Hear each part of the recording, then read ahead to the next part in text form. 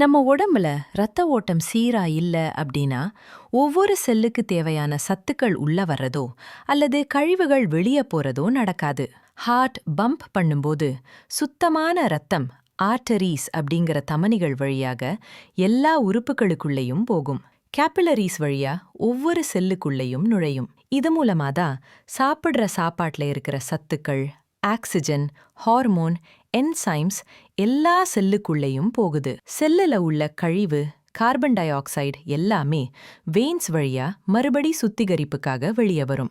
இந்த இரத்த சுத்திகரிப்பு லங்ஸ், கிட்னி இந்த இரண்டு உறுப்புகள்ல தான் நடக்கும். இந்த சர்க்குலேட்டரி சிஸ்டம் சீராக இயங்க கொழுப்பு உணவுகளை தவிர்க்க வேண்டும், உடற்பயிற்சி, மூச்சு பயிற்சிகள் செய்ய வேண்டும், உடலில் நீர் சத்து குறையாமல் பார்த்து கொள்ள வேண்டும், பதட்டம் தவிர்க்க வேண்டும். மேலும் இதுபோன்ற வீடியோக்கள் பார்க்க லைக் அண்ட் சப்ஸ்கிரைப் பண்ணுங்க.